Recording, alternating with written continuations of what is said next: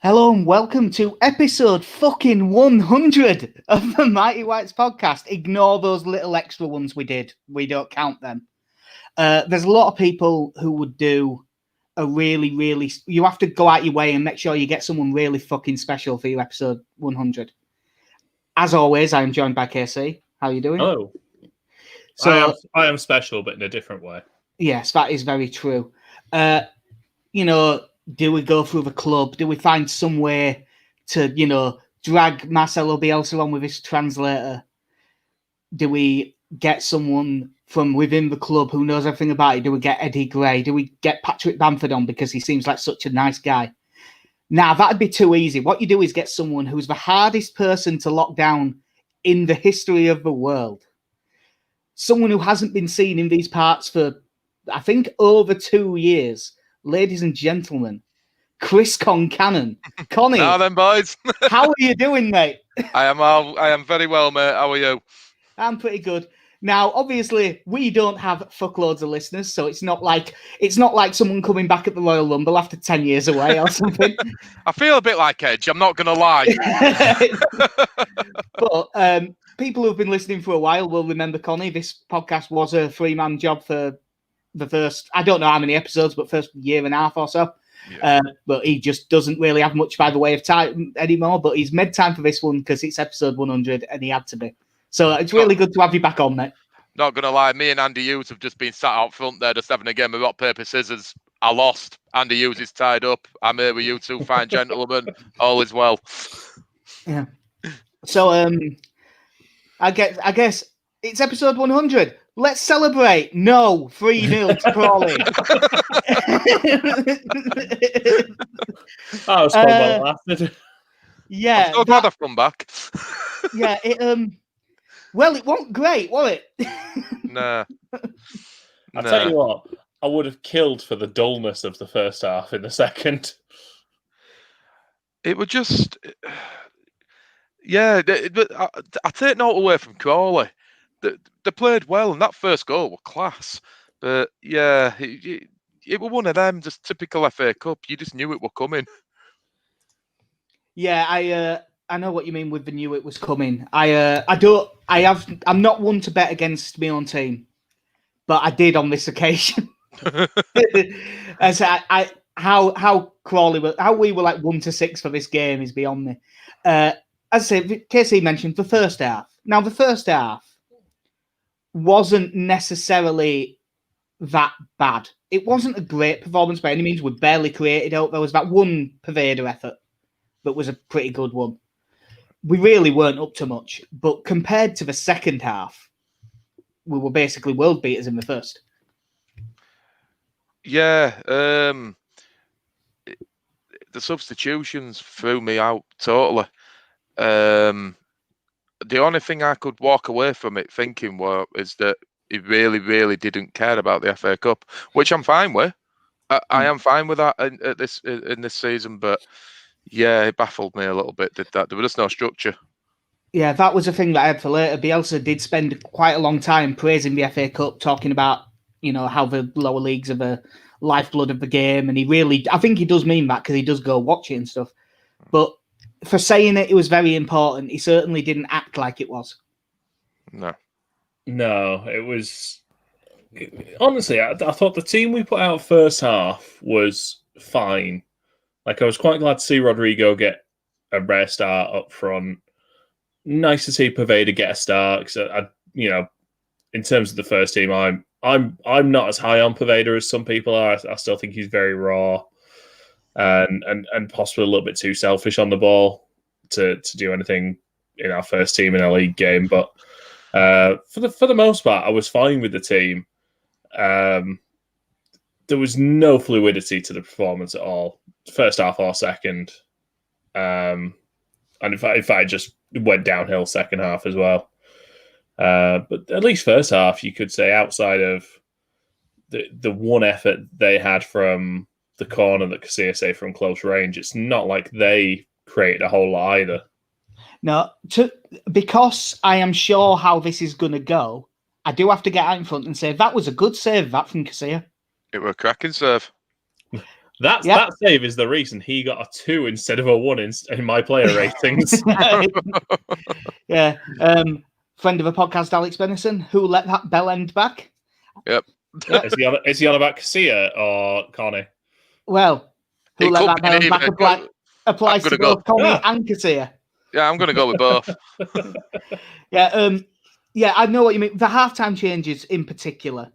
Like, because I do think, and I said it before the game, I think that team that he picked, although it wasn't a great side, that team should be able to beat Crawley. Oh, yeah, definitely. It wasn't like it's not like we sent, it wasn't just the under-23s that went out there.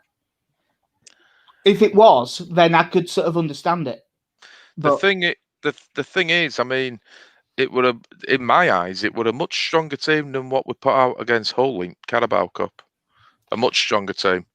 I'd say so personally, but I think one of the things it highlighted to me were that we've got the under-23s who, take no away from them. They've absolutely smashed league last year, doing it again this year. But I think it just highlights the fact that, when you put them up against, old pros, really. I mean, weren't there 2 centre-halves, 35 and 36? Am I right in saying that?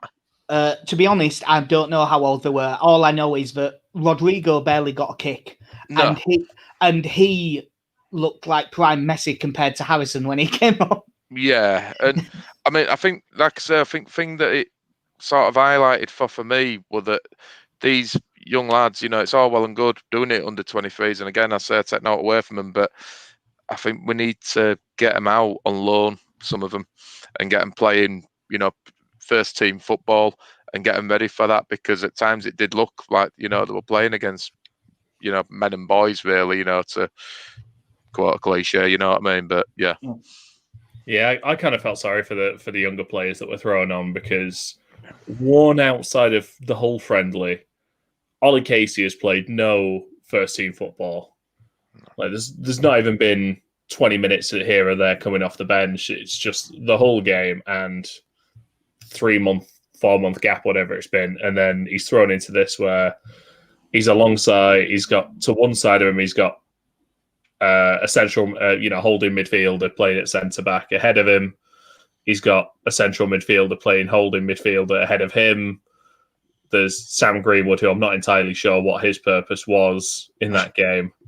And then Pablo Hernandez is just popping up next to him every now and again, just going, "Give me that ball, right? I'll do this." I thought the young players were kind of left to hung out to dry a bit. Yeah. Ollie Casey needs to get some minutes playing alongside Liam Cooper or someone who's going to shepherd him through that 45 minutes. Which is why I was a little bit disappointed that once a striker had gone off, that Calvin didn't move back into that midfield role. This was some of the things that I couldn't understand. I mean, it got to like one point in game, there were there's Sam Greenwood out wide left and there's Jack Harrison up front. And you're thinking, well, just come on, just swap them over, surely. And then, like you said, then with Calvin playing centre half, and he didn't do all wrong there for me. Did Calvin? He didn't, I don't think he was at fault for anything. But when you're chasing a game and you've got someone like Phillips who can ping a ball around like he can and make stuff happen, and you're not doing it, it just, I don't know, it was a weird one all round. Yeah, that's what made me think, by the way, that although he said it was important, I think he means important in the same way under 23s games are important. Yeah. Because those were clearly pre-arranged subs. Like 3 subs at half-time, all of them to try players out in different roles. It was a training exercise. Yeah. Like he wanted to know, can Jack Harrison play up front in an emergency? Probably because we're thinking about sending Tyler Roberts out on loan. Phillips is going to be suspended, so we better play Strike at DM and then play Jack Jenkins because we want to see what they're like in case we need them. It was. I'm absolutely fine with us using the FA Cup like that this season, if that's what we're doing. It was just the build up to it, followed by that performance. I think really. I mean, but it's by no means a giant issue. It shouldn't be a priority, but I wish that we'd have took this a bit more seriously. Yeah, I'm okay with us trying sort of the under-23s players out a little bit, but I did feel like games like that do Jamie Shackleton no good. Like that's a game he should be playing centre mid in, because I think we can all agree he does a job as a right back, but he is a centre mid. Yeah, like I think he brings a lot of energy to that position, and I think he is someone who could, instead of having to invest in someone, I think he's someone who could genuinely fill it, take over Click's role in a year or two. And sticking him at right back for 90 minutes there, like, no, get him game time at centre mid now. Yeah. It's not like or send him out on loan, like you say. It's just the thing is with Shackleton as well, and I really really rate Shackleton, but it's like saying now we know where he plays. Like KC's just said, get him in there, get him used to doing it. If things had gone differently against Crawley, the confidence he got. I mean, we've seen what he could do back end of last season when he chipped in with goals against Derby and Charlton. What it scored against back end of last season, yeah. So it's there. He can do it. Just let the lad go with it. Let him learn his position and develop in it. Yeah, but I'm with KC on that one. I just think it was a bit of a pointless exercise as far as Shackleton's concerned. Yeah, no, I'd agree as well. Shackleton can play right back, but that was a day for him to play centre mid, without a doubt. I mean, ultimately, like the frustrating thing was that you had, by the end of the second half, you had 4 attacking players who couldn't get a touch, and Pablo Hernandez, who's turning up at either right wing back or left wing back, just basically saying, right, you give me the ball, I ping this here, and then Costa gets nowhere near it. I don't know. Pablo didn't have the best game either, and his passing was off at times. But if there was anything going to come from that game, it was going to be through him and no one else. Yeah. Just all over the pitch with poor performances. Matt Young saying that it's a tough place to go is the People's Pension Stadium. I hate when I hear that name because it makes it sound like we got beat by a team in like tier 10. Connie mentioned their experienced backline that they were even bringing a 30-year-old off the bench to play in defence as well. Which was upsetting. Let's not forget about Mark Wright as well. Yeah. Same person, Connie. Same person. Hey, he's an experienced player. I think we should get him in till the end of the season, personally. There's obviously we've said a lot about the young players there and how it's not really their fault, but none of them particularly grabbed the chance either. But the senior players around them, not as much in the first half. Like Liam Cooper did fine when he was playing at centre. So Rodrigo was poor, I would say, but not worse than that. But I just thought in the second half, the senior players completely disappeared. And yeah, this is just a chance to moan, but there's 2 names. Number 1, Costa. He can fuck off. That man stole his fucking wage that day. Honest to God, he started this season, and I looked at him, and I mean, I've spoke to you both, off, not on air, and I genuinely thought that the way that he plays and everything would be better suited to Premier League, and the way he started first, 3-4 games, I thought, I think I've got it right here. But since then, he's just fallen off at face of earth. He's just absolutely shocking. Just everything that he seems to do at minute, I can't get on board with him at minute at all. No, it's a weird one with Costa. Like my dad has always hated him, which I always say to him, no, he is a good player, and I still think that there's a good footballer in there, but it's hidden under. I don't know if it's just a lack of confidence or if his head's gone because he's not first choice anymore. I don't know what it is. Listen, Jack, you also said to me and Connor that for a long time that you thought Tommaso Bianchi was a good player, and look where that got you. That's because I've been watching Michael Brown and stuff. Listen, I like Michael Brown. Michael Brown is my sort of footballer. A bad one. Retired. Retired, bit violent, yeah. Stephen Horseman saying the same as you, can't get your head around Harrison up front and a recognised striker in Greenwood in midfield. Yeah, I'm the same. The Greenwood thing's weird. I'll come on to it more when we talk about the under-23s, but it appears that Leeds fancy him as a centre mid because he ain't even playing up front for 23s anymore. And I mean, he started the season with like 6 goals in 6 or something.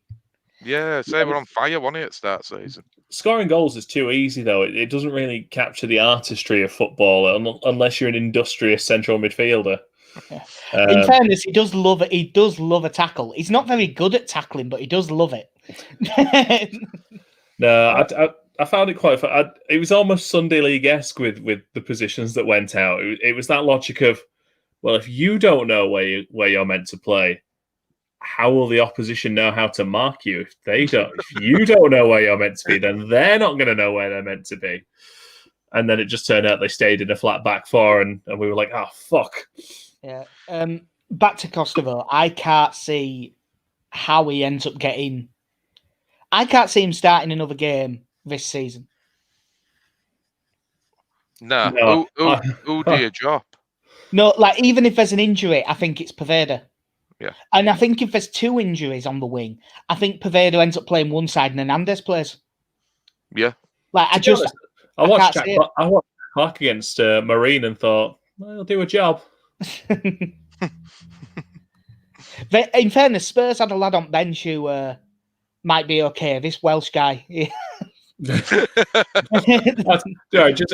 as a brief aside, the person who tweeted, "This is mad that I'm just looking out of my back garden and I'm watching Gareth Bale play." That's such an odd thing to see. Yeah. Well, I'll tell you who would still be shit if football was in my back garden and that was the standard. And that is the daft racist that is Kiko Casilla. I think we can all, like, obviously, Connor, you're not, I don't think, are you on Twitter anymore? Oh, man, I don't get the chance to do anything anymore. Never mind Twitter. I have had to beg, borrow, and steal to be here tonight with you. There was, interestingly, during the first half, and especially just after he made that save from the corner, a lot of people went into, look at Kiko, there you go, showing the class that's played at Real Madrid. He should definitely come in as number one. And then I can't remember who it was that described him as chocolate wrists, but I quite like that description. Although I suppose in his mind it's probably white chocolate, but nonetheless. Yeah, true. Second half rolled around and he just gave it one of those, all right, I've settled into this game now. Let's see what we can do. Do you know and the answer to that was fuck all. Do you know, like you said, that save from Ed in first half, you thought, yep, fair play, really good stop. Their first goal, the build up to it, fine, but I'm sorry, I've heard a lot of people go on about like the turn and then the reverse back on himself and everything, but I'm sorry, that's low across your goal.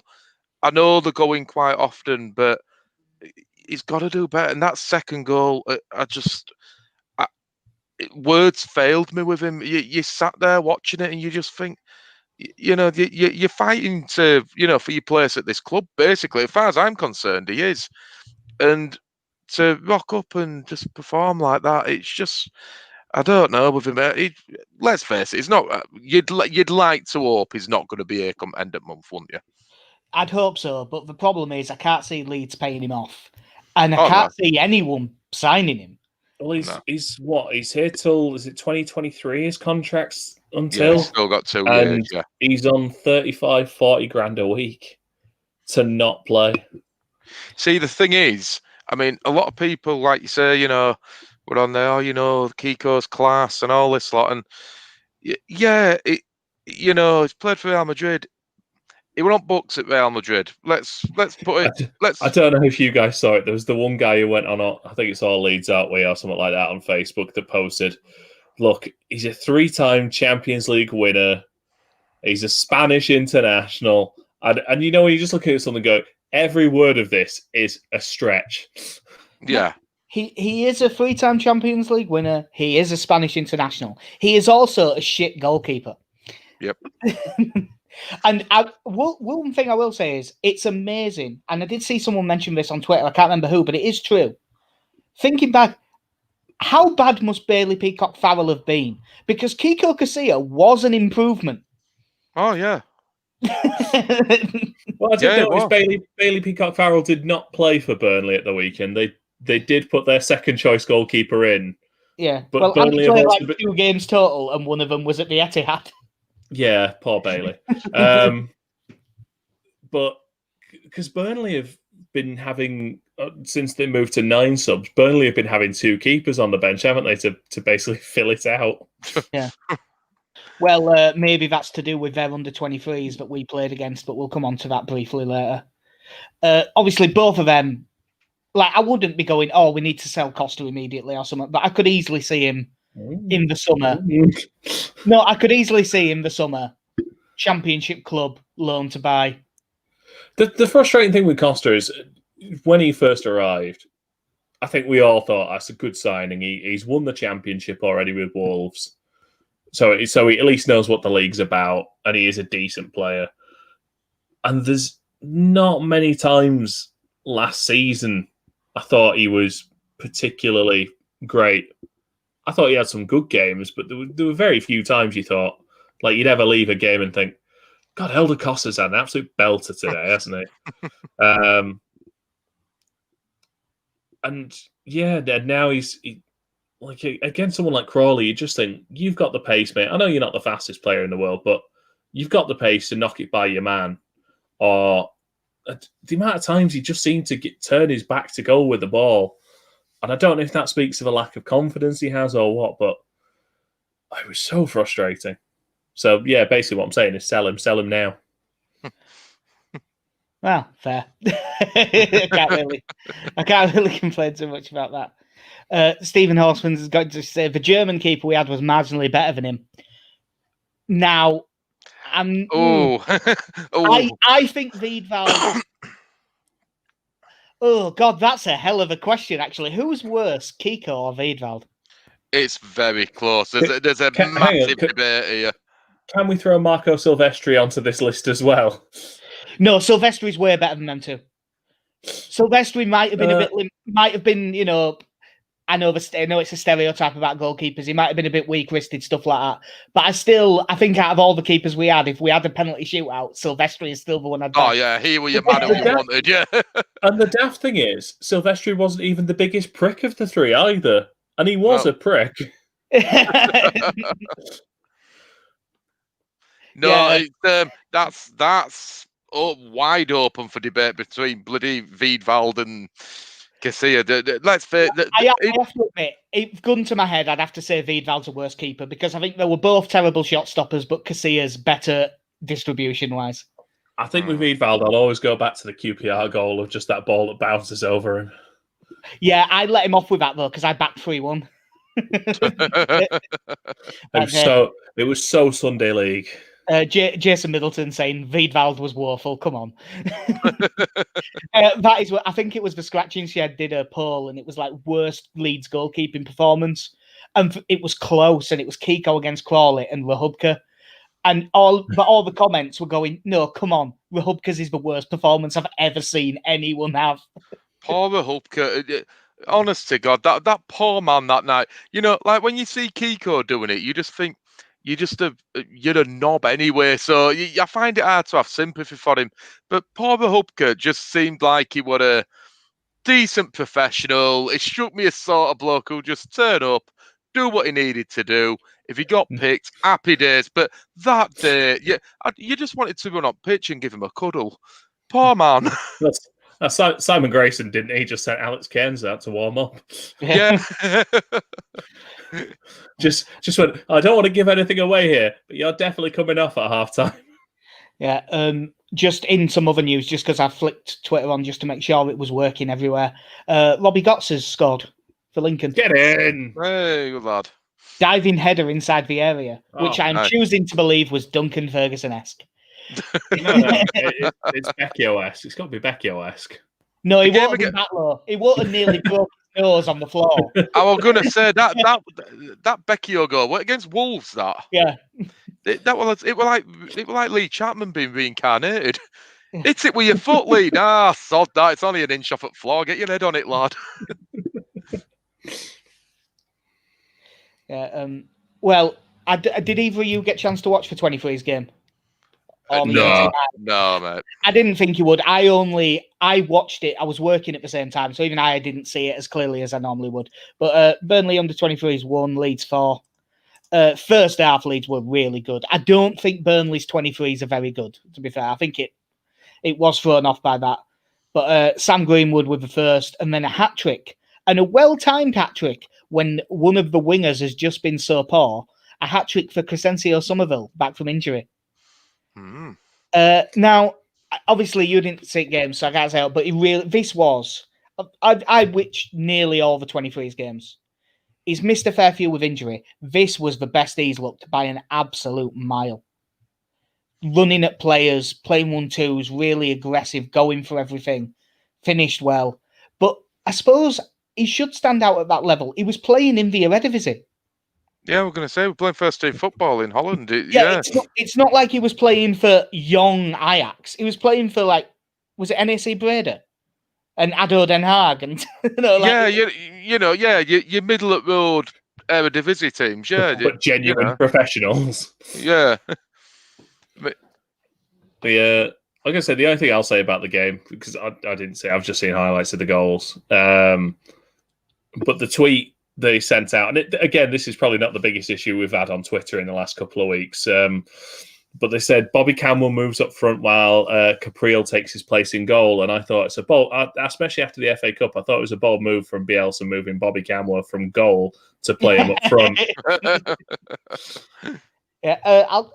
From what I've seen of Capriel, he might not be ready yet. But I'd rather have him than Kiko. Especially after the whole game, I'm just delighted he wasn't captain again. Yeah, that were a low point, but that in what's been the best part of 20 years worth of low points, that's up there having him as captain. I know we've already done worst goalkeeper, but is he the worst captain? Didn't Kevin Nichols captain us?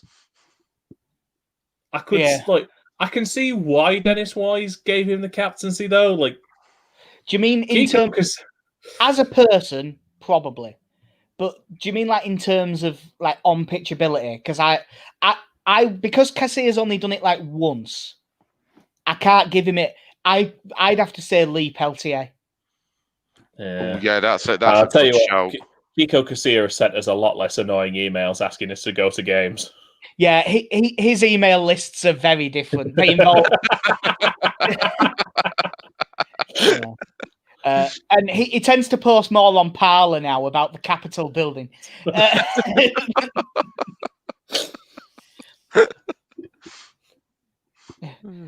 And I suppose in many ways, the opposite of those forums, Brighton at home on Saturday, 3:00 kickoff.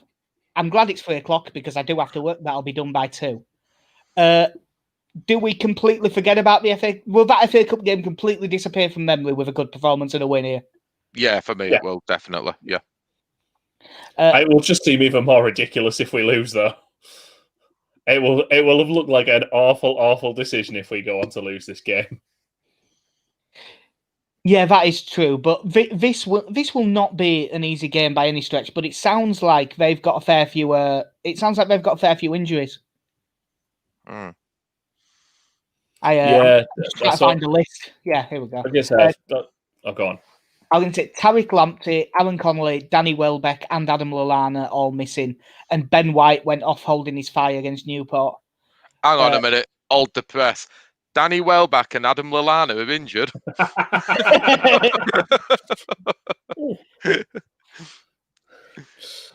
It's I will say I'll be very glad if Tariq Lamptey is definitely out of the game. I think he's been fantastic for them this season. He is the prototype of just someone who has been told no enough times, no, you're too small or whatever, and just no, he's just so much better than what he's been adjudged to be. Yeah. I mean, it's. I can say, what is he about 5 foot? What is he about 5'3"? Oh yeah, he's tiny. Yeah. You see, for me, it's one of the. We're looking at this game, and it's one where you you're looking for 3 points from it.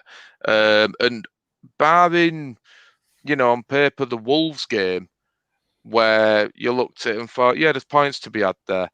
I think for the main, where we've been expecting to pick points up, we have done that throughout the season so far.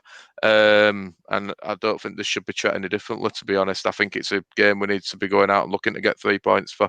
And I know Bielsa will never play for a draw or, like that, but I think we need to go out and, really go at them. And, because they are a team who, let's face it, they are going to be in and around the sort of final standing where I think we're going to be as well come end of season. Yeah, I didn't actually realise until just then when I were looking. They play Man City tomorrow away at 6. I wonder if, as much as I don't, obviously we'd never do it, but I wonder if they'll rest a few for Man City game. It won't shock you, would it? Because they'll be fancying it against us. They'll be looking at us and thinking there's points to be had there as well, won't they? So, yeah. Yeah, not to jump too far ahead, but our next 4 fixtures are Brighton at home, Southampton at home, Newcastle away, Leicester away. And that sort of takes us to the end of the month. And if we came away from that with 6 points, I think you'd be pretty happy. And realistically, Brighton and Newcastle are the teams you'd be looking to beat. Yeah. Brighton a bit hit and miss. They can score goals. If Conley's unavailable, that's a bonus. Mopé is a decent player. They have got some decent defenders as well. They've got a load of defenders at this point as well. Million centre backs, and they're all fairly decent. But yeah, they're not a team. They're a team I definitely think we can get a result against. Yeah, it's one of those games. It's definitely it's not a must-win, but you should be looking to win it, because in our situation right now, I don't think anything is absolutely must-win. No, unless you're playing I suppose if you played Sheffield United at home, although they've won today. Yeah. We've got to be worried about that. Yeah, but we I think on paper we should have enough against Brighton. But I really like Solly March quite a lot out on the left. Yeah, I think it's he's not bad a good player. And I like that Trossard as well. Yeah. They both seem like they'd be like them, because he tends to drift out left even if he isn't playing from there originally. So I think they'll be quite dangerous down that side. But they also get caught quite a lot, so it might bode well for Rafinha. Yeah, this is what I was just going to say. They do like to push up, don't they? They're a bit similar to us, really, aren't they? In that they do like to play an high line, and players, like you've said, like Rafinha, even, if Dallas plays, and, people that like to bomb on, and, I think that's where we could come out on top with it, to be honest with you there. It's quite nice as well when you go on Google and look at their squad, and the picture of Ben White is him wearing a Leeds shirt. It's very, very nice. Makes you feel warm inside. Yeah. Well, I'm assuming that Ben White isn't really injured and he just don't want to play against us.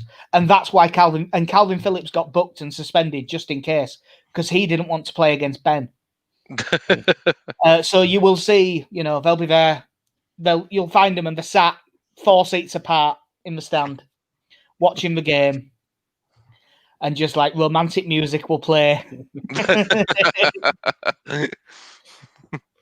just a quick glance at one another, and a little smile from Calvin. I'm happy that he won't be playing because I know how good he is, but I think if we'd have been able to go to this game, it would have been nice to have seen Ben White. Yeah, it's an odd one with Ben White because they don't seem to be doing a great job with him down there. Keep shifting him into midfield a lot more than we did, and playing him at right back. Yeah, as a wing back as well, really pushing him on and stuff. It doesn't seem like. I wonder if he was fit. with there being no Lamptey, I wonder if he would end up being stuck out there anyway. It won't shock you. Like I say, given amount that he has been sort of pushed from pillar to post this season so far, but yeah, I'm with Casey on that one. Part of me, it'd be nice to see him play, but I'm glad that with his quality in there, it's bodes well for us, doesn't it? So yeah. Given his history with Leeds fans, and I never back us to keep a clean sheet no matter what, I fancy Morpay to score. He always told us anyone, didn't he, when he played against us anyway? So yeah, it's not going to shock you, is it? I wonder, obviously not from the Crawley game, because that's the Crawley game and we made the changes we did. But do we think there's going to be any major changes? I would assume with Strike moving up. Yeah, obviously, other than Phillips, I should have said. I'm guessing. Do you think that means Cooper comes back in for this one? Possibly, just down to numbers. To be honest with you, but yeah. Yeah, I would think it's probably Melier in goal, Dallas, Ayling, Cooper, Alioski, Strike in front. Yeah. And then I think the rest will be the same: Rafinha, Rodrigo, Click, Harris, and Bamford. As much as it's kind of weird the Rodrigo one because I'm still not keen on that Rodrigo Click partnership. But based on what we saw against Crawley, maybe Rodrigo is a midfielder. Yeah, it's a tough one. Spain's number 9. It's no Khalid Boularouz, though. Yeah. It would be nice to see what Rodrigo would be like with our full strength midfield behind him to provide some service, and whether you then bring Pablo back in, and in this hypothetical situation where Bamford, I assume, drops out because he's used a Latin swear word at a referee and got sent off or something like that.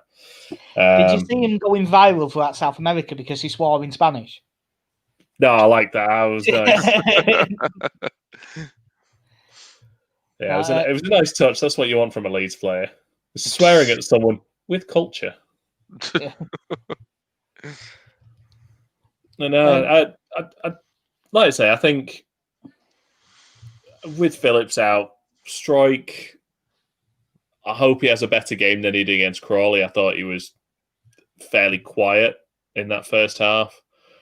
That aside, it's a fair. We're back to a fairly strong team at this point. Yeah, that is one thing that I do. I am quite liking us having 9. So that was another thing that we didn't mention from the Crawley game. You're allowed 9 subs, and we only named 7. Yep. Even though was it Bamford and Ayling both travelled? Yeah, they both travelled. Yeah, they both there. There was rumours going around that they'd been late for the bus or something like that. I don't know if I heard that somewhere, but if that was a rumour, I didn't see it. Yeah, it's the first time I've heard of that. But it also seems really daft an idea to go, well, you're late, so I'm not going to include you in the squad, but get on the bus anyway. Yeah. Unless it was just keeping him. At first, I thought maybe it's something to do with COVID bubbles, but then there'd have been another 6 of them there. Yeah. So, no, strange one, but whatever. Yeah. Speaking of COVID, there's a couple of things with that. The under-18s were meant to play the FA Youth Cup game against MK Dons on Thursday, but it's been called off. They've called off all the Youth Cup games. Yeah. Just in case, which is fair. And have you seen this about the Leeds Southampton game potentially being called off? So they can play Shrewsbury in FA Cup? Yeah. Yeah, I have read that. Now, the principle of it doesn't sound great. But to be fair to them, I don't really see what other option they'd have. Like, there is room to rearrange our Premier League game because we're not in any cups. Yeah. There isn't room for Shrewsbury as much because they have to play every midweek. So, as much as it's not great, I'm hardly up in arms about it either. The thing that we've got... Sorry, go on, Connie. Sorry, mate. The thing that we've got as well, obviously, the longer... the restrictions and everything else that comes with COVID goes on, is that we've got the Euros coming up in summer as well. So, if they are going to carry on like they've said they're going to do and finish the season and all that lot, there's only so much they can play around with it, isn't there? So they need to get these games in. Yeah, I can't remember whose it was. I think it was Liverpool's schedule. It was something like if they get through in all the cups, they'd have to play all but one midweek between now and the end of the season. I feel so sorry for them. So it's like being in the Championship, really. Yeah. No, when I was on Sandy Ground with Alex a couple of nights ago, we spoke about it because there was very briefly talk of the game being forfeited. But you kind of have to go with trying to maintain the sporting integrity of the tournament and say, no, these games have got to go ahead. There is time to do it. Frustrating is same as with the teams that haven't had any COVID issues when their games are called off and they've got to make them up. It is frustrating, but kind of just got to make do at the moment with these things. Sorry, I was just opening Twitter because apparently Ryan Edmondson, who was all but going to Bradford, is now going to Northampton Town by the looks of it. Yeah. Fair enough. Adam Pope just tweeted about it. He clearly went to Bradford and thought, Nah. But I've only just seen it. I got a DM on the Through It All Together account, but I didn't see it because it wants someone to follow, so it didn't come in. Like 9 hours ago, saying Ryan Edmondson's going to Northampton. So I should probably follow that guy and drop him a message. Because he appears to have actually known something. Let's have a look. Oh, they're in League One as well, so decent step up. Yeah, it'd be to be honest, so long as he plays every week, that'd be a good move. Like of the 23s we saw, like I think Ollie Casey needs to go on loan, really. Yeah. But the problem is, no, you know what? The under 23s don't matter, so just send him on loan, and I'd be, you can play. And I'd like to see Leif Davis go out on loan as well, to be honest. I think they're both in positions where they need to. Like Charlie Cresswell should stay for a minute. I was really surprised at Casey playing, to be honest, because I think Cresswell's better already. Yeah. And if I'm being honest, I think he's better by a decent amount as well. I don't even think it's close. So I'm surprised he wasn't involved. One thing that should be, I don't think he'll start, but it sounds like Diego Llorente should be available for the Brighton game. Yeah, I'd be happy to see him back on bench and in and out squad, but let's not rush him back. It's I'm really looking forward to when Koch gets back fit as well. I'm really looking forward to seeing them two, get a run of games together. As much as I like Cooper, obviously captain and everything, but if you're basing it on quality, you've got to kind of go with them too. Let's face it, they're not going to have spent the money on Germany's centre back and Spain's centre back for them to sit on bench behind Liam Cooper. With best will in the world. Well, Victor Orta might not have, but Bielsa. Well, yeah. Bielsa don't give a shit what the price tag was. Bamford and Cooper will still be the mainstays of that squad if we reach the Champions League. When? Sorry. No, it is one of the sad things I thought about is that at some point in the next couple of years, that realistically, a lot of these players that we love are, fortunately, I think some of them with age would have to move on anyway. But at some point, we are going to have to buy better players. Yeah. And that will be really sad. Because I like them because it turns out they're all really nice people as well. With one clear exception. I didn't mind when Michael Brown left. He was an arsehole. He just stuck around far too long. You're like, I like Liam Cooper. He's a really nice lad. He's a good captain. But I do think Llorente and Koch are much better than him. It's going to be like when we had to get rid of Rob Molinar, and things like that. I like Rob Molinar, but Yeah, it's going to be like that all over again. There is an argument though that players like Haaland and Molineux were replaced by the likes of Seth Johnson and Michael Dewberry and Danny Granville, who were all shit as well. I'd give anything to have kept Alfie Haaland and not have even known who Seth Johnson was. I loved Alfie Haaland. Fuck Seth Johnson. Yeah, and maybe if we'd have kept him around forever and ever, maybe we'd have Erling Haaland up front now. It'd have been worth, even if he was shit. He would have stuck around during Cellino's bullshit. No, but you play the real long game. Even if it turns out he was no good at it, we should have kept Haaland till he retired and then made him manager, just so Erling would be.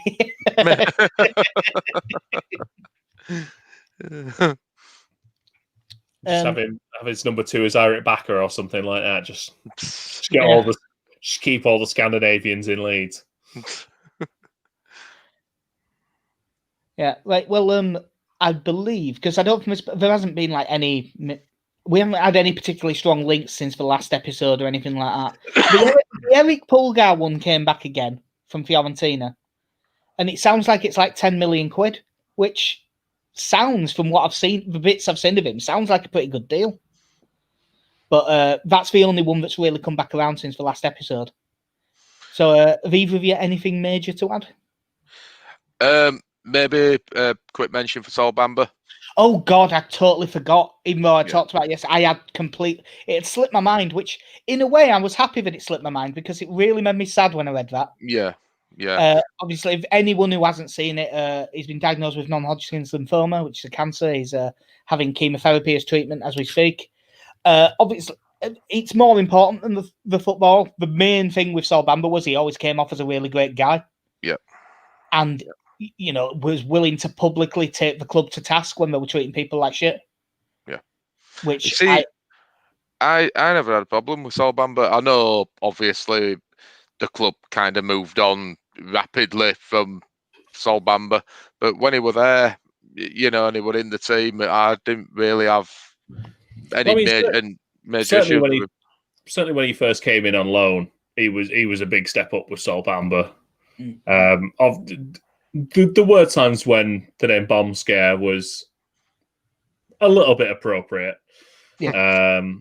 But like you said, I think a lot of people did give him a lot of respect because he was on loan till the end of the season, and he basically did that big interview, didn't he, where he spoke out against the way the club was being run. Yeah. And it was someone who was being linked with the permanent move at the time, and he was just like, well, this is how it is. I make no apologies. No, that's the thing with him. Like, he was, we've had a lot of that with centre-backs. He was better on loan than he was when he was permanent, but he still had good games. He had a belt. He was one of the ones that had a belt at Middlesbrough away, wasn't he? Yeah. When we won 1-0, and him and Silvestri both had ridiculously good games. Wasn't that when did Alex Mowat scored in that game? Yeah, after about 2.5 minutes. Yeah, really early on. Hung on for the rest of it. I'm not even sure we had another attack. These are the dark times I'm really glad I don't remember. Yeah. No, he was it was as much for his influence as for him as a player. Because it does seem that everyone seems to like him. Like, as much as I'm not Neil Warnock's biggest fan, there's a reason that I know that he played at Cardiff, but he as much wanted him for his leadership. Centre mid as well. Yeah, when he played in centre mid against us and played really well, and everyone was amazed. Yep. That's the move. That's the switching positions that Rocco Junior was hoping he could make. God. Turns out now, Sol Bamba better than Rocco Junior. I didn't know this. Jason Middleton just message saying the LUFC Fan Zone podcast did an interview with Sol Bamba. I am unaware of him, but by all means, go have a look with it. I'm sure that a chat with him will be really good because he doesn't seem to be someone who's frightened to say what he actually thinks and stuff. So I'm assuming that would be pretty good. Yeah, it's always nice when you get a footballer who's got a bit of an opinion on things. Yeah, just massive get well soon to Solban. But I'm sure he'll be fine because he seems like the sort that would battle through up like this. Yeah. Just when you were saying players who were really open about everything, have you heard any interviews with Carlton Palmer in like the last couple of years? I've heard a couple. Yeah, he don't pull punches. No. His Quickly Kevin interview is the only one I've listened to in the last couple of years, but that was gold. Yeah. And fair play. Carlton Palmer really believes in himself. Yeah, so Jez Middleton, it was really in depth and he spoke his mind fully. So yeah, I'd recommend you check that out. Right, so I think that will do us. We all good? Sound. Nice Listen, one, right? I'm just going to say before you do this outro now, I have got to work so hard to not say Connie's name. Oh, come on. You should have just deliberately done that as a callback. I was going to say, come on. Come on, you're even stepping on your own jokes. Well, the other thing I was thinking about was just before we started recording, I was going to start munching on a bag of crisps. Yeah. Just like the good old days, Come on, KC now. Come on, boys. We're better than this. Come on, boys. Right. So, yeah, that will do us for what has been episode 100 of the My Rights podcast. Thanks very much for coming back on, Connie. No problem, lads. Pleasure. Yeah. Hopefully it won't be, 60-odd fucking episodes before you're on again. I will try my best. Yeah. Maybe after you've managed to move house and things like that. Yeah. You can actually have a room to yourself to do it. Trust me, right? This corner that I'm in now looks relatively normal. If I were to spin it round, it just looks like I'm sat in a storage unit at minute, lads. Not even going to lie. Should say Connie has been on the verge of moving house for about 3 months now. At least. Honestly, mate, it's just it's moving house and it's up there with his team getting promoted. Just it'll be over in no time. We'll be done. It'll be dusted. Everything will be fine. No, it wasn't. Turns out what you're actually waiting for is someone to move to Huddersfield before you can complete your move. Yeah. That's the weird thing. Emil Smith-Rowe is actually buying his house. But yeah, we're on Twitter at Mighty Whites Pod. The stuff we write goes up on Through It All Together, which is throughitalltogether.sbnation.com, and also at THRU, it's all LUFC on Twitter. If you want to get in touch with us, do it on Twitter. If you want to get in touch with the website, Twitter or THRU, it's all LUFC at gmail.com. Particularly fancy writing stuff. We get messages all the time and we're always looking for more contributors and stuff. Hopefully this carries on for hundreds more and hopefully we can maybe even get that elusive beer sponsorship that I'm after. Kirkstall Brewery. Seriously, do it. You don't even have to pay us. Just send me a crate. I've told you 1 million times. But yeah, so I've been Jack. See ya. I've been Casey. Have a good one. And I've been Connie.